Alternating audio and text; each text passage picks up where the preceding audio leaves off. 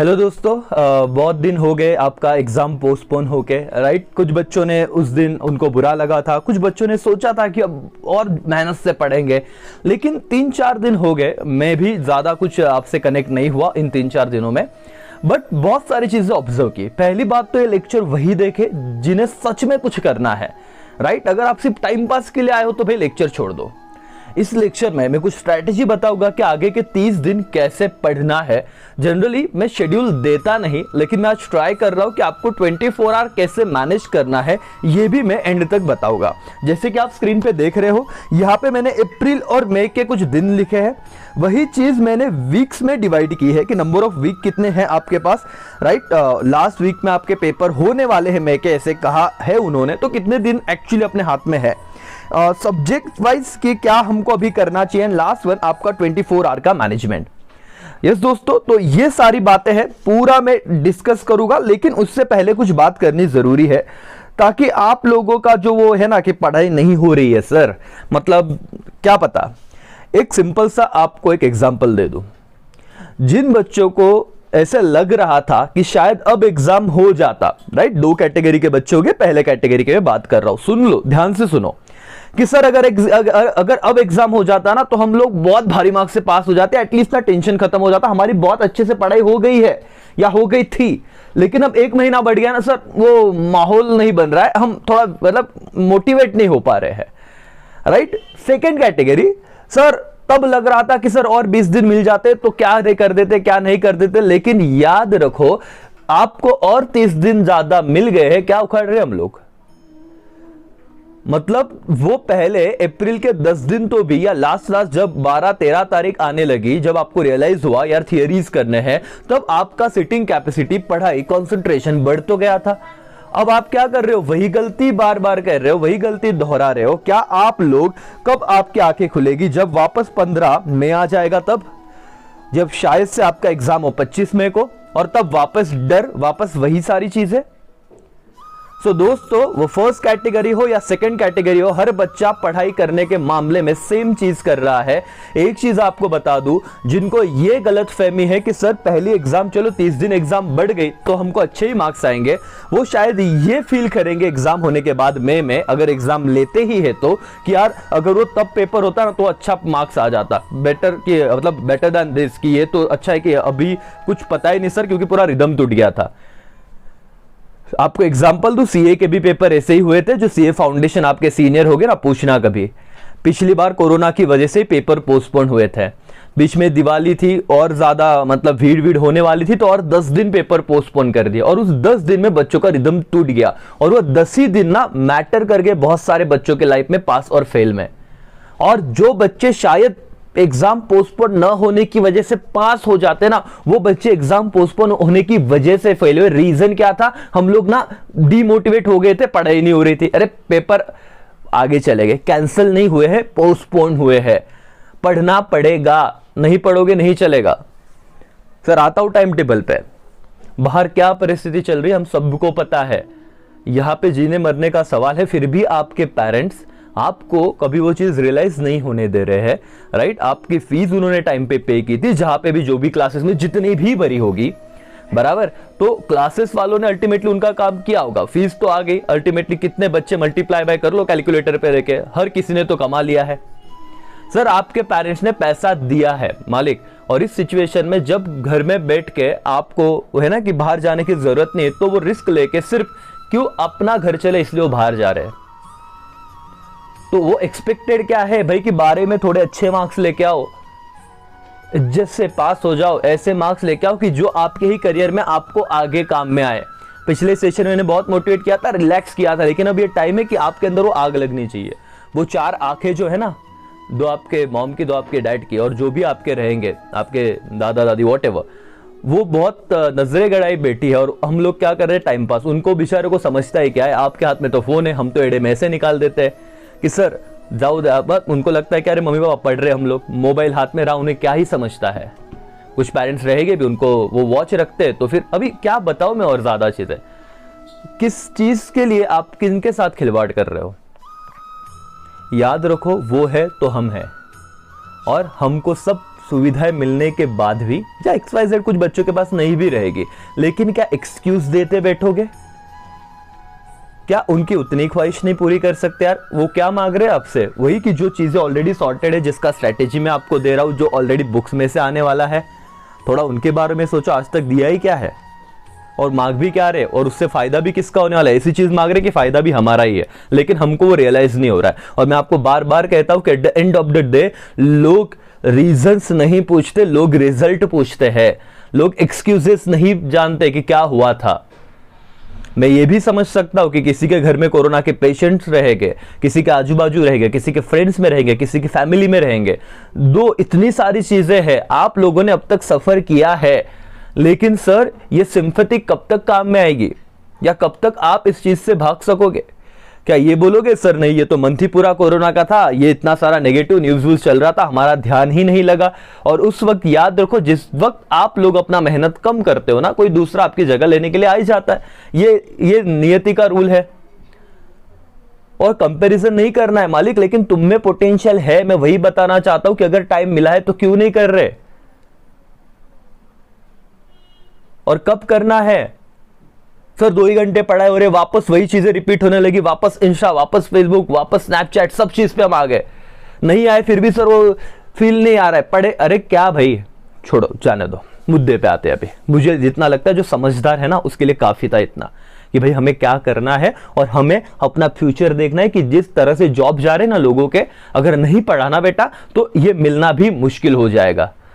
Competition बहुत तगड़ा है। 30 दिन मिले ना, सच में अपने जी जान लगा दो, जितना आएगा अच्छा ही आएगा, जितना होगा अच्छा ही होगा। रोते बैठने से कुछ नहीं होने वाला। और आगे की परिस्थिति, अगर आपको कुछ कमाना है और आप एवरेज, बिलो एवरेज या अबव एवरेज जो भी है, आप जो भी फैमिली से बिलोंग करते हो ना, आगे सक्सेस की सीढ़ी तो इसी रास्ते से जाएगी, एजुकेशन से।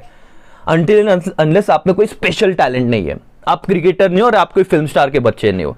समझ में आ रहा है दोस्तों?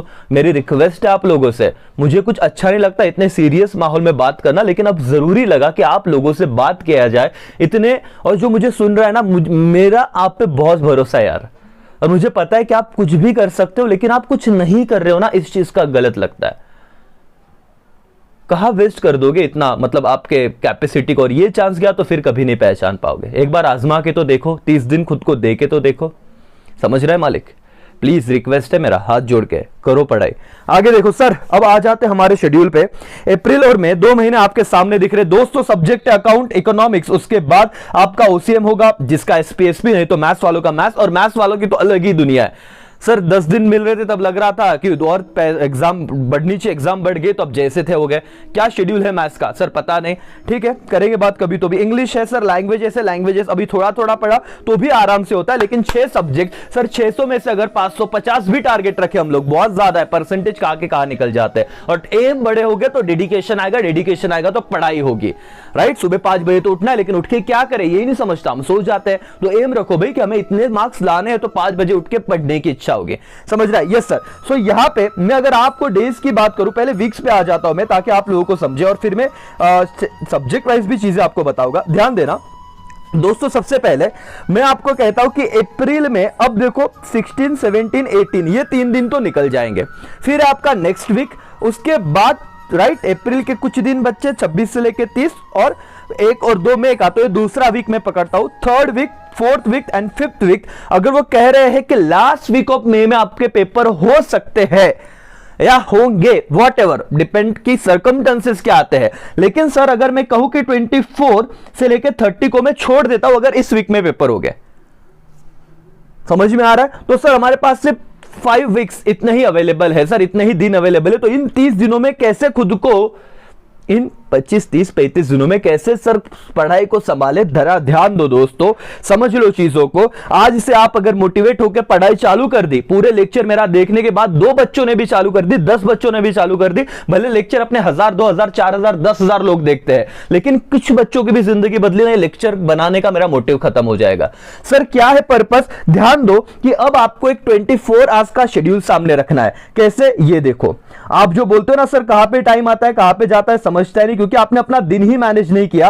तुम्हारे पास, मेरे पास, सबके पास, ये बहुत दिनों से डायलॉग सुने अपन ने कि तुम्हारे पास भी उतने चार्ज से, अंबानी जी के पास भी उतने ही घंटे हैं, और सचिन तेंदुलकर के पास भी उतने घंटे, विराट कोहली के, लेकिन सर ये सब पता है, मैनेज कैसे करें वो नहीं पता ना, सबके पास उतने ही घंटे पता है। लेट्स सी 24 आवर्स को आप लोग, जैसे मैंने सीए फाउंडेशन के बच्चों को भी कहा था, 8 घंटों में डिवाइड कर दो।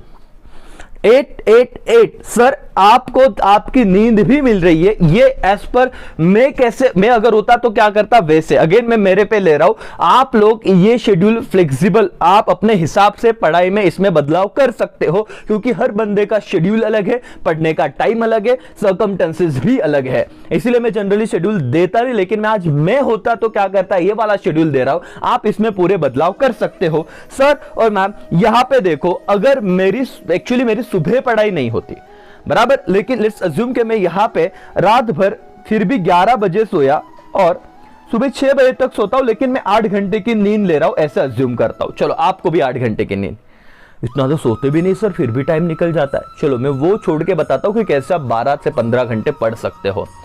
8 घंटे की नींद लेने के बाद सर और मैडम मैं 7 बजे अगर पढ़ने जाता हूं तो 7 से लेके, ध्यान दो मैं डेट वाइज भी बताऊंगा, 7 से लेके 9 बजे तक ये 2 घंटे क्या मैं एक थियरी सब्जेक्ट पढ़ सकता हूं क्या सुबह सुबह।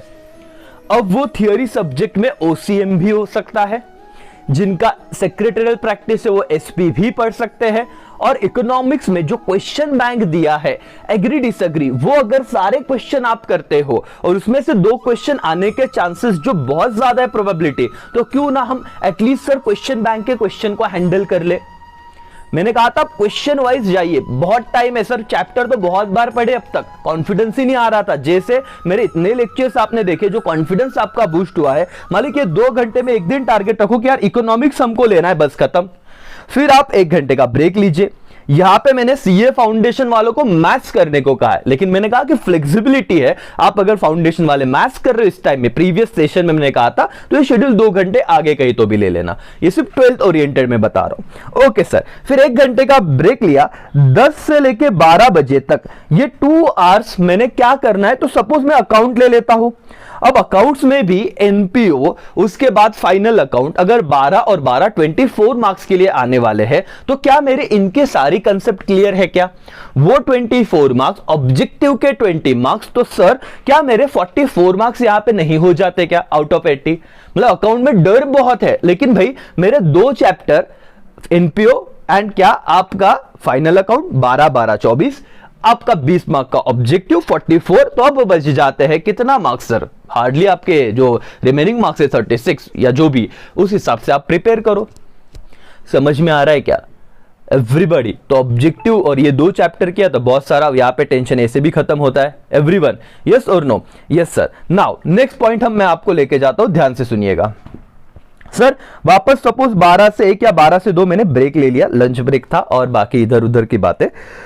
2 बजे से लेके सर 4 बजे तक अगेन 2 आवर्स, 2-2 घंटे के शेड्यूल दे रहा हूं मैं। अगर मैं ओसीएम इस सब्जेक्ट लेता हूं, अगेन सर ये तो दोपहर का टाइम है, अगर मेरी पढ़ाई आफ्टरनून में होती है थियरी, तो मैं ये करूंगा, जिसको प्रैक्टिकल करना है प्रैक्टिकल ला सकता है, लेकिन मेरे हिसाब से तो ओसीएम में मैं क्या करूंगा पता है? चैप्टर नंबर 8 मुझे लगता है कि अगर 20 मार्क्स को आने वाला है तो उसके क्वेश्चन अच्छे से रिवाइज कर लेने चाहिए।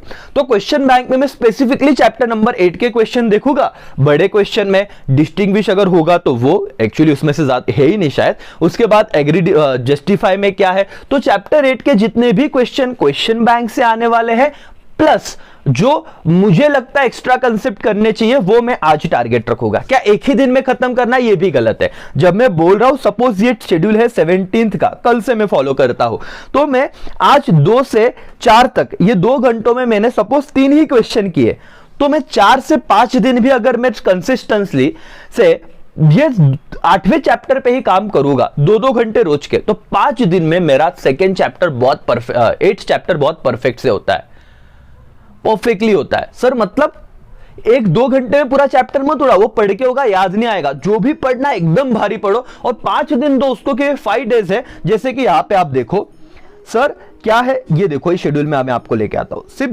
ध्यान से सुनते रहो सर। जैसे कि 17 को मैंने चालू किया ना, तो 17, 18, 19, 20 और 21, मुझे या 21 तक दोपहर को 2 से लेके 4 ना, यस सर, इस टाइम में क्या करना है मालिक, आ जाता हूं मैं शेड्यूल पे, आप लिंक कर दो, आप ऐसे पेन पेंसिल लेके बना दो, बैठ जाओ, हाँ सर बराबर है, 2 से 4 मुझे क्या करना है इस 5 दिनों में, ओसीएम, और वो भी कौन सा चैप्टर करना है सर, चैप्टर नंबर 5, 2 से 4 के टाइम, ये फिक्स है मेरा स्लॉट, खत्म हो गई बात।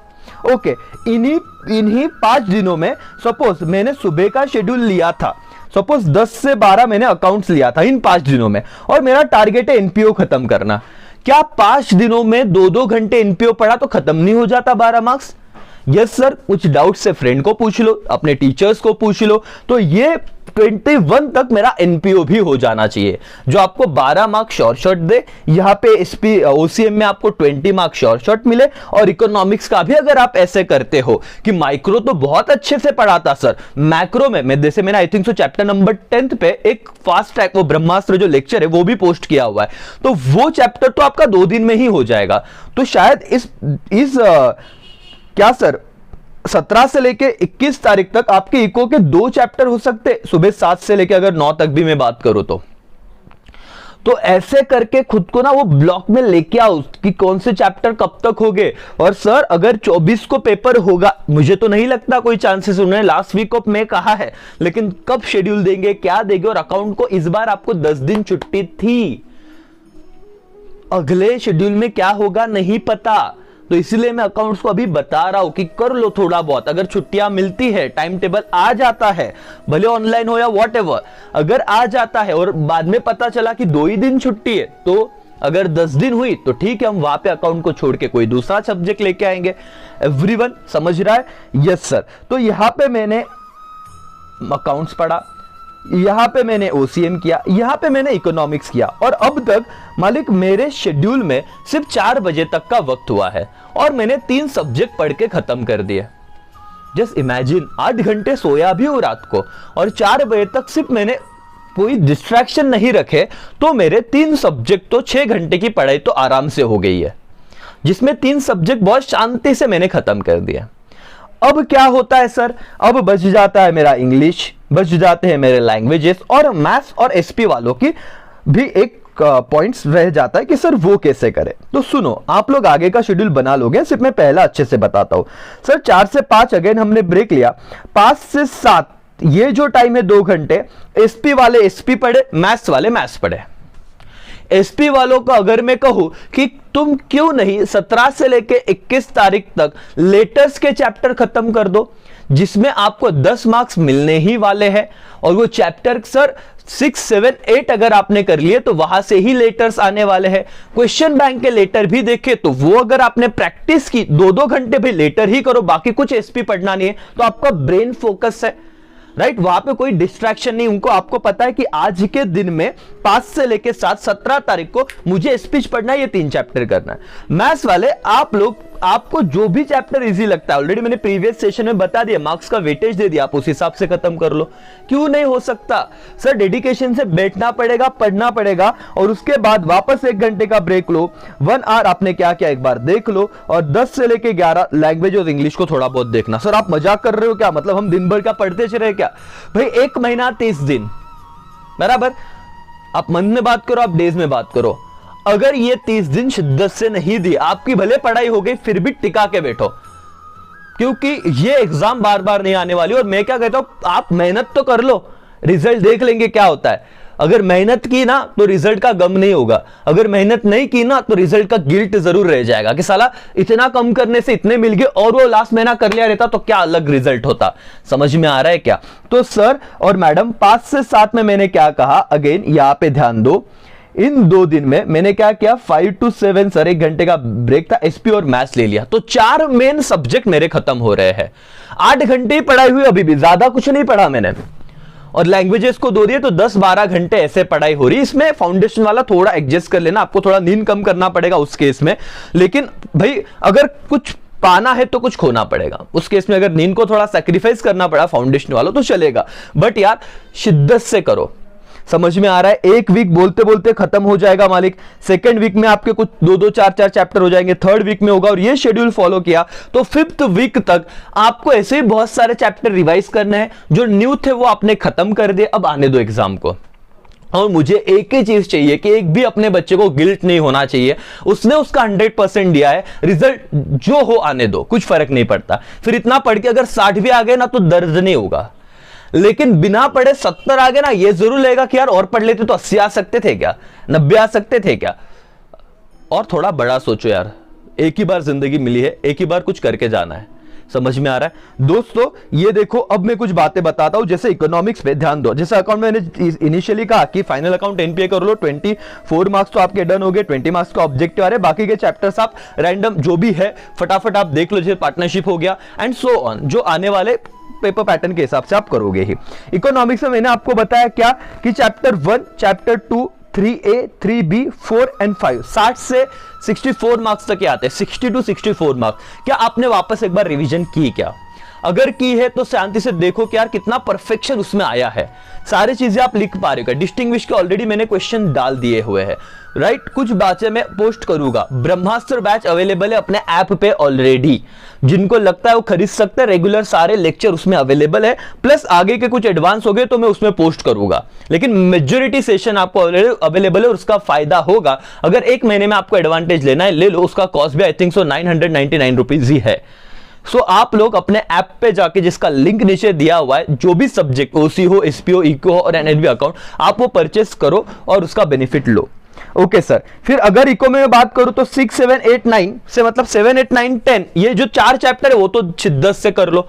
इतने इस वीक में, मतलब अप्रैल एंड तक भी ये 4 हो जाते इको के, फिर भी आपको रहेगा अरे जो पिछले बार छोड़ा था ना या ऊपर से पढ़ा था वही इस बार अच्छे से किया है, और माइक्रो तो अच्छे से करेंगे, इको का टेंशन खत्म। ओसी में गिन के चैप्टर है 8, उसमें से मैंने कहा था फर्स्ट अच्छे से करना है, फोर्थ अच्छे से करना है, 8 अच्छे से करना है, 7th अच्छे से करना है। ये 4 चैप्टर किए तो भी आपके 60-70 प्लस जा रहे हैं। जब हम छोड़ रहे थे, इस बार आप 3rd चैप्टर भी पढ़ लो, 6th भी पढ़ लो, 5th तो ऐसे भी इजी है करके, उसमें वो बीपीओ एलपीओ जो भी है वो कंसेप्ट दिया है। Second, functions of management, sir यही चैप्टर दिक्कत देता है, टाइम बढ़ गया है। 2 घंटे जो आप ओसीएम को दे रहे हो, थोड़ा आधा घंटा एक्स्ट्रा करके सिर्फ प्लानिंग आप पढ़ सकते हो रोज। मैंने पिछली बार भी बहुत कहा था, जिन बच्चों ने किया बहुत फायदा हुआ है। आप सिर्फ एक प्लानिंग, एक ही सिर्फ फंक्शन किया ना, अगले 7 दिन में पूरा 2nd चैप्टर खत्म होता। प्लानिंग को एक दिन, ऑर्गेनाइजिंग को एक दिन, स्टाफिंग को एक दिन, कंट्रोलिंग को एक दिन, कोऑर्डिनेशन को एक दिन, जो भी डायरेक्शन को एक दिन, खत्म हो गया सर। समझ में आ रहा है? 2nd चैप्टर बहुत आराम से डील करना है। अगेन एसपी मैंने कहा पहले 6, 7, 8 खत्म कर दो, लेटर क्वेश्चन नंबर 7 डन हो जाएगा आपका, कोई टेंशन नहीं है। तो ये 21 तारीख तक ये चैप्टर हुआ, क्वेश्चन नंबर 7, लेटर का टेंशन हट गया सर। ऑलरेडी मैंने 12th पे शायद से अपना revision fast track lecture post कर दिया है, उसके बाद मैंने 5th पे भी मेरा लेक्चर पोस्ट कर दिया हुआ है फास्ट ट्रैक, तो आपको वो देख के हेल्प हुई होगी। बाकी आप डेफिनेटली कर सकते हो, ब्रह्मास्त्र बैच अवेलेबल है, वहां पे रेगुलर कोर्सेस अवेलेबल है। ओके सर, नाउ ये हो गया जनरल, आप अपने हिसाब से पहले इन 5 चैप्टर को जस्टिस देना, लेकिन एसपी के, एंड देन लेटर के बाद ये तो अपने हिसाब से हो ही जाएंगे। डिपॉजिटरी आसान वाला चैप्टर है, उसके बाद 10th वन भी इजी है, 11th वन भी इजी है, तो आपको एसपी में भी आउट ऑफ मिल सकते हैं। आउट ऑफ मतलब 95, 96 तो अब हो जा ही सकते हो। तो दोस्तों एक शेड्यूल था, आपको क्या करना है इसका मैं पीडीएफ एक बार सेंड कर दूंगा अपने इंस्टा टेलीग्राम चैनल पे, राइट? ओके, तो आप लोग वहां पे भी उसको लेके देख सकते हो, उसका जेरोक्स निकाल लो और अपने हिसाब से शेड्यूल बना लो। बट हाँ, एक रिक्वेस्ट है, पढ़ लो भाई, अभी भी मौका है, राइट? टाइम गया नहीं है और आप लोग में बहुत ज्यादा कैपेसिटी है। थोड़ा सीरियस हो जाओ लाइफ की तरफ, राइट? जो हमको आसानी से चीजें मिल रही ना, आगे जाके उतनी आसान है नहीं, और तुम आसान बना सकते हो अगर पढ़ लिया तो पढ़ाई पे सब गेम है, ठीक है? तो आई होप आप पढ़ोगे। Thank you so much, bye bye, take care, Jai Hind, जय भारत।